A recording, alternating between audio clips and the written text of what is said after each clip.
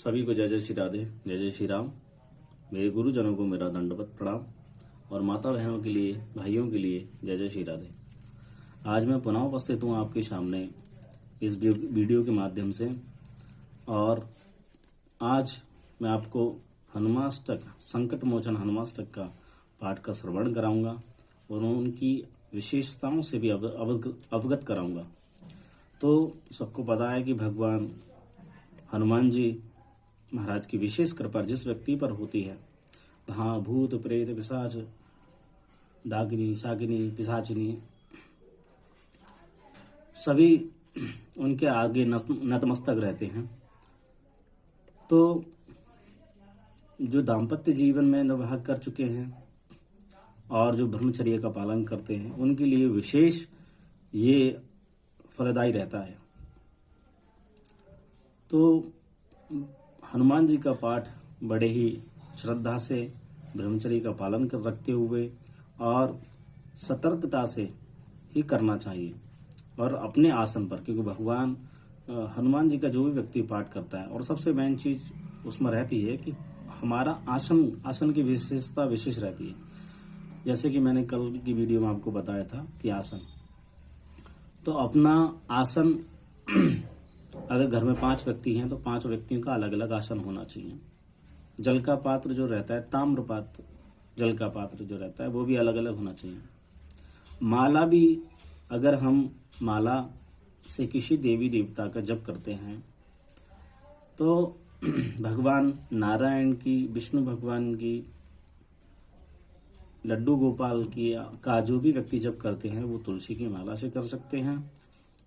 दुर्गा जी का जप कोई भी व्यक्ति करते हैं, लक्ष्मी जी का जप करते हैं या देवी का जप करते हैं कोई भी, तो लाल चंदन की माला से करना चाहिए।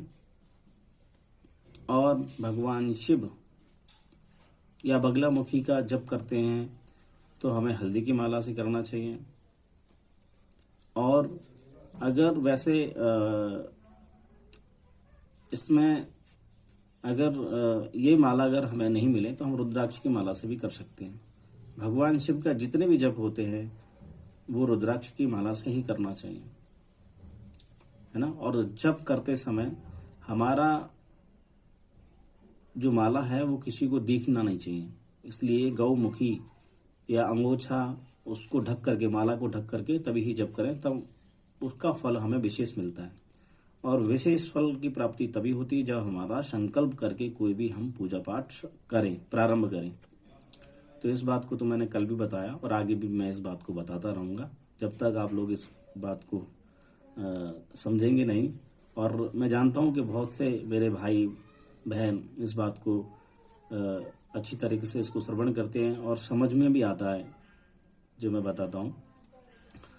तो मैं आज आपको हनुमाष्टक, संकट मोचन हनुमाष्टक का पाठ श्रवण कराऊंगा। आप प्रेम पूर्वक इसका श्रवण करें और ज़्यादा से ज़्यादा आप मेरी वीडियो को शेयर करें। सब्सक्राइब के लिए नहीं बोलूँगा मैं, आपका मन हो तो सब्सक्राइब कर देना, नहीं ज़्यादा से ज़्यादा इसको सुने और शेयर करें। तो भगवान हनुमान जी की कृपा विशेष जिस व्यक्ति पर रहती है, उसके शरीर में कितना भी भयंकर रोग हो, किसी व्यक्ति के कितना भी शरीर में भयंकर रोग हो, अगर हनुमान बाहुक का पाठ वो प्रतिदिन संकल्प लेके दीपक जला करके गंगा जल को एक लोटे में, एक ताम्रपात्र में रख करके अगर उसका पाठ करेगा हनुमान बाहुक का, तो उसके सारे रोग यादि व्याधि सारी समाप्त होगी। लेकिन ये सारी चीज़ें संकल्प से ही सुनिश्चित होती है। जब हमने किसी कार्य को संकल्प लेकर किया है तो उसे करना चाहिए। और सबसे बड़ी बात मैं आज बताना चाहूँगा कि लोग, व्यक्ति अपनी कामना पूर्ति के लिए, कल मैंने अपने व्हाट्सएप पे स्टेटस लगाया था, अपनी कामना की पूर्ति के लिए संकल्प करा तो लेते हैं और कार्य सिद्ध भी हो जाता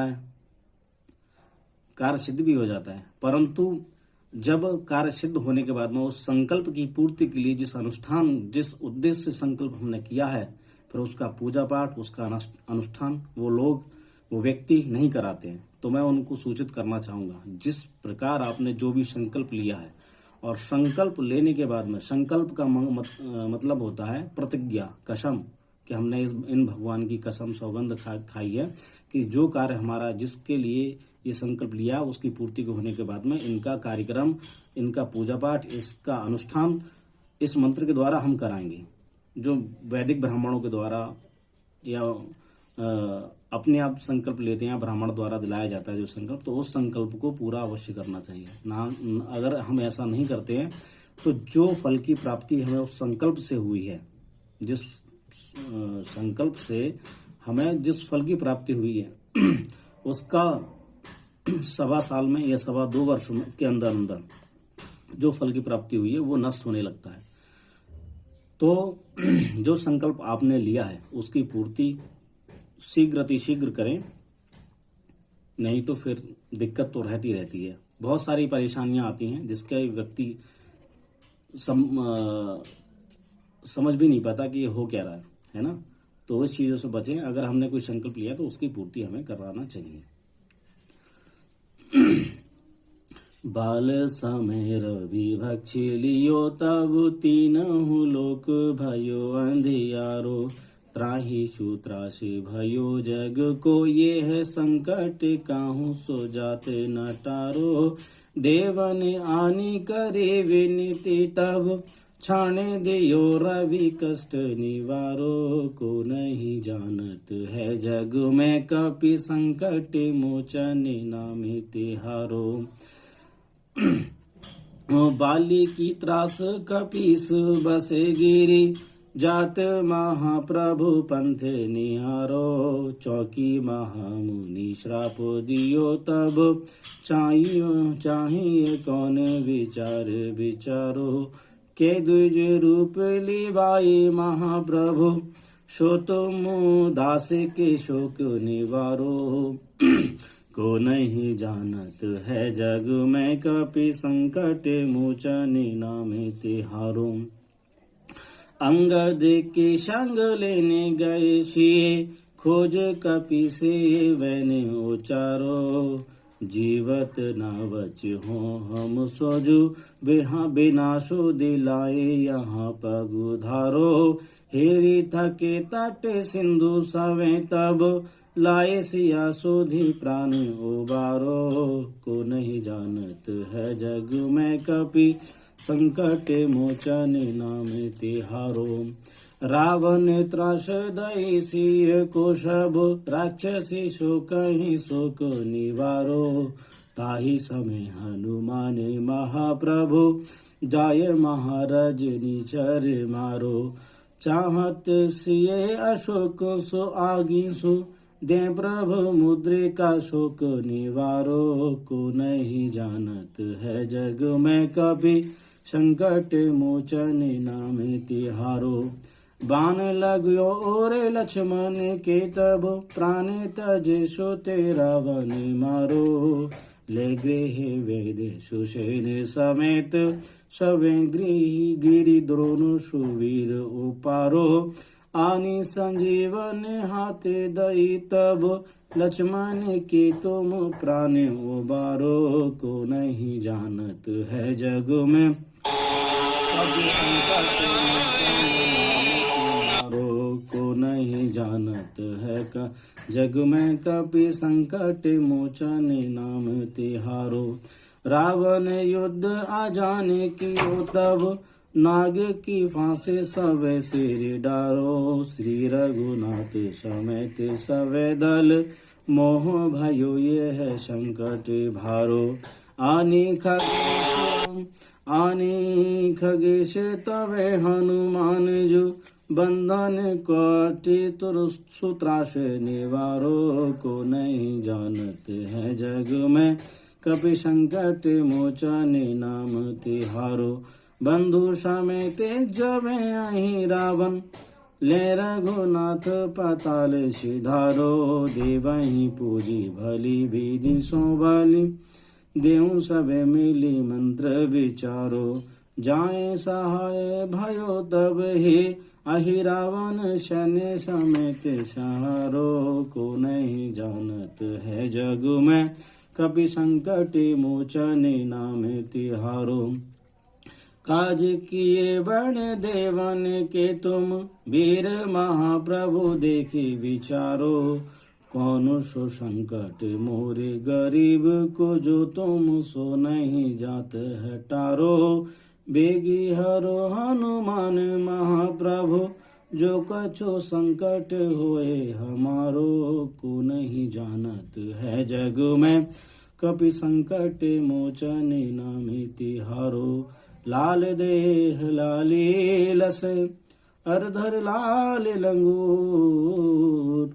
वज्र देह दानव दलन, जय जय जय कपिसुर। श्यावै रामचंद्र बदि जय शरणम, शंकर हरि ओम जय जय श्री राम। जय जय हनुमान हरि की जय। हनुमाष्टक का पाठ, हनुमान बाहुक का पाठ, हनुमान चालीसा का पाठ, बजरंग बाण का पाठ हमें अपनी दिनचर्या में अवश्य ही करना चाहिए। क्योंकि हमारी पूजा जब कोई भी नित्य प्रतिदिन रहती है, नियम संयम से रहती है, तो हमारे जो भी कार्य होता है उसकी सिद्धि की प्राप्ति हमें होती है। और नियम से किया हुआ कार्य सफल व सिद्ध होता है।